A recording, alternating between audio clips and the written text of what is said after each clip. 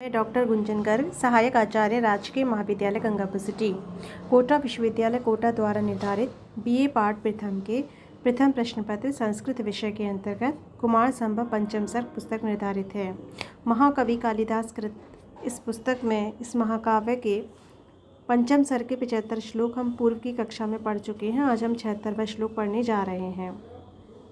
विपद प्रतिकार परेण मंगलम निषेव्यते भूति समुत्सुकेन वा जगतशरण्यस्य निराशिषः सता किम आशा उपहत आत्मवृत्तिभिः।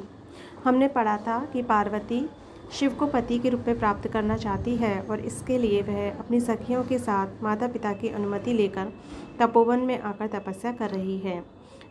पार्वती जो है वो घोर तपस्या करती है। तो पार्वती की परीक्षा लेने के लिए एक ब्रह्मचारी वहाँ पर तपोवन में आता है और वह पार्वती की इच्छा को जान लेता है वार्तालाप के द्वारा और फिर वह शिव की निंदा करने लगता है। तो शिव की निंदा जब वह करता है तो जो पार्वती हैं वो क्रोधित हो जाती हैं और वो उस ब्रह्मचारी से कहती हैं, विपद प्रतिकार परेण, विपत्ति का प्रतिकार करने में लगे हुए, मंगलम मांगलिक वस्तुओं का निषेव्यते सेवन करते हैं, भूति समुत्सुकेन वा या ऐश्वर्य को प्राप्त करने के उत्सुक लोग, जगत शरण्य से जो संपूर्ण संसार को शरण देने वाले हैं, निराशिषः आशा रहित हैं, सतः होना, किम क्या ए भी इन आशा उपहत आत्मवृत्ति आशा से कलंकित आत्मवृत्तियों से उन्हें क्या प्रयोजन। पार्वती कहती हैं, विपद प्रतिकार परेण भूति समुत्सुकेन व मंगलम निषेव्यते। ब्रह्मचारी बार बार यह कहता है कि जो शिव हैं वो अमांगलिक वस्तुओं का सेवन करते हैं। तो उसका प्रतिकार करते हुए पार्वती कहती है कि जो व्यक्ति अपनी विपत्तियों का प्रतिकार करना चाहता है, विपत्तियों को दूर करना चाहता है अथवा ऐश्वर्य के लिए उत्सुक है, ऐश्वर्य प्राप्त करना चाहता है, वही मंगलम निषेव्यते, वही मांगलिक वस्तुओं का सेवन करते हैं। यानी व्यक्ति दो कारण से मांगलिक वस्तुओं का सेवन करता है, या तो वो अपनी विपत्तियों का निराकरण करना चाहता है या ऐश्वर्य की प्राप्ति करना चाहता है।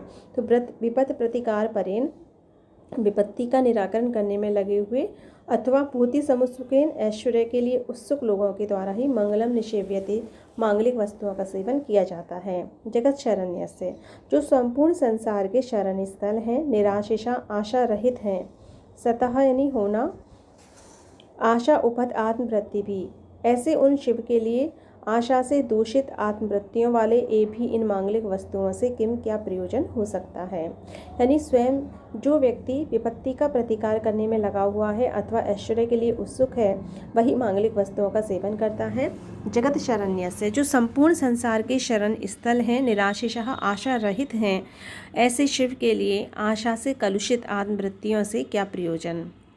अर्थात शिव को मांगलिक वस्तुओं से कोई प्रयोजन नहीं है, क्योंकि ये मांगलिक वस्तुएं जो हैं वो विपत्ति का प्रतिकार करने के लिए अथवा ऐश्वर्य की प्राप्ति के लिए की जाती हैं, जबकि शिव इन सब से परे हैं।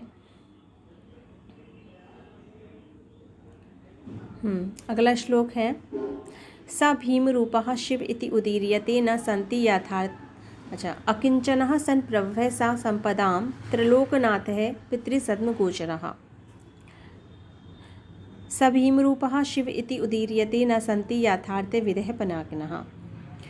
पार्वती कहती है, अकिंचनः सन प्रभवः स संपदाम। अकिंचन है दरिद्र, सन यानी होकर भी, प्रभवः स्वामी है, सा वह संपदाम संपत्तियों की। वह शिव दरिद्र होकर भी संपत्तियों के स्वामी हैं, क्योंकि लोग उनसे संपत्ति प्राप्त करने के लिए उनकी तपस्या करते हैं। त्रिलोकनाथः, वे तीनों लोकों के नाथ हैं। पितृसद्मगोचरा, शमशान में निवास करने वाले होने पर भी, कि वह भले शमशान में निवास करते हैं लेकिन वो तीनों लोकों के नाथ हैं। स भीम रूपः, वह भयंकर रूप वाले होने पर भी शिव इति उदीर्यते, शिव कल्याण करने वाले कहे जाते हैं। न संति, नहीं है, यथार्थ विदा, यथार्थ रूप से जानने वाले, पिनाकिना, शिव को।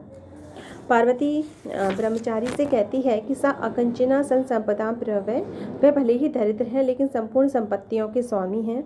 पितृसद्मगोचर सन, शमशान में रहने वाले होकर भी, त्रिलोकनाथा, तीनों लोगों के नाथ हैं। भीम रूपः सन शिविति उदीर्यते, भयंकर रूप वाला होने पर भी वो शिव कहलाते हैं, उनको कल्याण करने वाला शिव कहा जाता है। अतः पिनाकिना यथार्थ विदे न सन्ति, शिव के वास्तविक स्वरूप को जानने वाले लोग नहीं हैं। तुम भी शिव के वास्तविक रूप को नहीं जानते, क्योंकि चाहे वो दरिद्र हैं फिर भी वो तीनों लोगों के स्वामी हैं, संपूर्ण संपत्तियों के स्वामी हैं। वो भले ही उनका घर नहीं है, वो शमशान में रहते हैं, लेकिन फिर भी तीनों लोगों को सहारा देते हैं।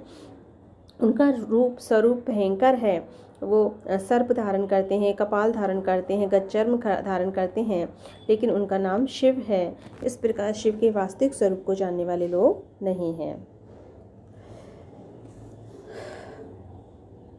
त्रिलोकनाथः त्रिलोकानां नाथः षष्ठी तत्पुरुष समासः।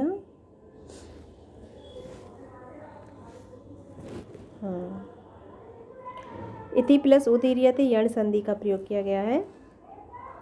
विभूषण उदवासी पिनद्द भोगी व गजाजिनालंबी तुकूलधारी व कपाली व स्याद अथवा इंदुशेखरम न विश्वमूर्ति अवधार्यते बभूव। विभूषण उदवासी वे आभूषणों से अलंकृत हो, पिनद्द भोगी अथवा सर्पों से लिपटे हुए हो, गजाजिन लंबी गज्जर्म को धारण करने वाले हों, दुकूलधारी अथवा ओढ़नी को धारण करने वाले हों, कपाली व वो कपाल को धारण करें अथवा स्याद हो, अथवा इंदुशेखरम अथवा चंद्रमा को धारण करें, ना नहीं विश्वमूर्ति शिव के अवधार्यते समझा जा सकता है पप्पू शरीर को। यानी जो शिव हैं वो विश्व मूर्ति हैं, अर्थात उनके जितने भी संसार में जितने भी रूप हैं वो सब स्वयं शिव के ही रूप हैं।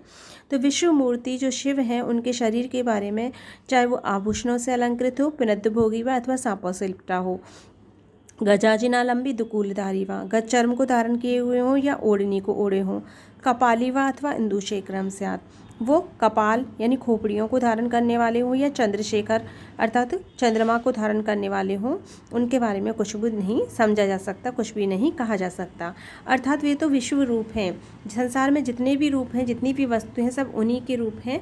इसलिए शुभ अशुभ सारे रूपों को वो धारण करने वाले हैं, सारे ही रूप उन्हीं के ही रूप हैं। इसलिए उनके बारे में हम ये नहीं कह सकते कि वो मांगलिक वस्तुओं का सेवन नहीं करते। अथवा प्लस इंदुशेखर, यहाँ गुण संधि का प्रयोग किया गया है। विभूषण प्लस उदवासी, यहाँ भी गुण संधि का प्रयोग किया गया है। आगे देखिए, तद अंग संसर्गम अवाप्य कल्पते ध्रुवम चिताभस्म रजो विशुद्धये तथा ही नृत्याभिनय क्रियाच्युतम विलिप्यते मौलिभी अम्बरोक्साम। तद अंग संसर्गम अवाप्य, उनके अंगों के संपर्क को प्राप्त कर, कल्पते होता है, ध्रुवम निश्चित रूप से, चिताभस्म चिता की भस्म, रजो विशुद्धये वो शुद्धि के लिए हो जाती है, रजह यानी धूली, विशुद्धये शुद्धि के लिए हो जाती है, तथा ही क्योंकि नृत्य अभिनय क्रियाच्युतम नृत्य अभिनय की क्रिया में गिरी हुई, विलिप्यते लीपते हैं, मौलिभी मस्तकों से, अम्बरोक्साम देवताओं के द्वारा, देवताओं की। देखो, तद अंग संसर्गम अवाप्य, उन शिव के अंगों के संपर्क को प्राप्त करके, चिताभस्म रजहा, चिताभस्म की जो धूली है या चिताभस्म की जो राख है, वो विशुद्धये कल्पते ध्रुवम, निश्चय ही विशुद्ध हो जाती है, वो पवित्र हो जाती है। ठीक है, शिव जो है वो चिता की भस्म को धारण करते हैं, लेकिन वह चिता की भस्म भी उनके शरीर के अंगों को प्राप्त करके, उनके संपर्क को प्राप्त करके शुद्ध हो जाती है, क्योंकि नृत्य अभिनय क्रियाच्युतम, उनकी नाचने की अभिनय क्रिया में जब वो तांडव नृत्य करते हैं तो चिता की भस्म जो उनके शरीर से गिर जाती है उसको अम्बरोक्साम मालिभी विलिप्यते, देवताओं के द्वारा अपने सिरों से धारण किया जाता है। मौलिभी यानी मस्तकों से धारण किया जाता है, यानी कि देवता लोग मस्तक पर उस चिता की भस्म को धारण करते हैं। कि ब्रह्मचारी ने ये कहा कि वो तो चिता की भस्म को धारण करते हैं, तो वो पार्वती कहती है कि वो शमशान की जो भस्म है वो भी शिव के शरीर को प्राप्त करके पवित्र हो जाती है, जिसको देवता धारण करते हैं। तदंग संसर्गम अवाप्य चिता भस्म रजहा, उन शिव के अंगों के संपर्क को प्राप्त करके वह चिता भस्म की धूलि भी विशुद्धये कल्पते ध्रुवम, निश्चित रूप से शुद्ध हो जाती है, क्योंकि नृत्य अभिनय क्रियाच्युतम, उनके नाचने की अभिनय क्रिया में गिरी हुई उस धूलि को अम्बरोक्साम, देवताओं की मौलिभी मस्तकों के द्वारा, देवता लोग जो हैं वो मस्तकों से विलिप्यते, उसको लीपते हैं, मस्तकों पे धारण करते हैं। अवाप्य, अब उपसर्ग आप धातु से लिय प्रत्यय का प्रयोग किया गया है। आगे, असंपदस्तस्य वृषेण गच्छतः विभिन्न दिग्वारन वाहनो वृषा करोति पादौ उपगम्य मौलिना विनिन्द्र मंदार रजो अरुणांगलिः। असंपतः संपत्ति रहित, तस्या उन शिव के, वृषेण इंद्र के द्वारा, गच्छता जाते हुए, वृषेण यानी बैल से, गच्छता जाते हुए, विभिन्न विकसित दिग्वारन वाहनों, दिग्गज हाथी जिनके वाहन हैं, वृषा इंद्र करोति करता है, पादौ पैरों पर उपगम में झुक करके, मौलिना मस्तक से विनिद्र मंदार रजो खिले हुए मंदार पुष्प वाले मंदार के पराग से अरुण अंगुली लाल उंगलियों को। प्रवीण दिग्वाहन वाहन है वृषा कि बड़े बड़े दिग्गज हाथियों के वाहन वाला इंद्र असंपदा वृषेण गच्छता संपत्ति रहित बैल से जाते हुए, तस्य पादौ उन शिव के पैरों पर, मौलिना उपगम में अपने सिर से झुक कर के, विनिंद्र मंदार रजो अपने गले में पड़ी हुई माला के खिले हुए मंदार के पुष्प के लाल पराग से उनके पैरों की उंगलियों को लाल कर देता है। भाव यह है कि जो इंद्र है जो कि दिग्गज हाथियों पे जाता है, वही इंद्र बैल पर जाते हुए संपत्ति रहित उन शिव के, जब शिव रास्ते में मिल जाते हैं तो वह उतर कर के उन शिव के चरणों पर झुक कर के प्रणाम करता है, जिससे उसके गले में पड़ी हुई जो माला है, जिसके मंदार के फूलों की जो माला है, उससे उन शिव के पैर लाल उंगलियों वाले हो जाते हैं। तो एक बार देखो, विभिन्न दिग्वारन भाने वृषा दिग्गज हाथियों, दिग्गज विशाल हाथियों रूपी वाहन वाला इंद्र संपत्ति असंपदा वृषेण गच्छता संपत्ति रहित बैल से जाते हुए, तस्य पादौ उन शिव के चरणों पर, मौलिना उपगम में मस्तक झुका करके, विनिंद्र मंदार रजो अरुणांगुली करोति अपनी जो माला के खिले हुए मंदार के पुष्प के पराग हैं उनसे उनकी उंगलियों को लाल कर देता है। गच्छता गम धातु से क्षत्रिय प्रत्यय का प्रयोग है। पादौ प्लस उपगम में यहाँ अयादि संधि का प्रयोग किया गया है। आज की कक्षा में हम इतना ही पढ़ेंगे। धन्यवाद।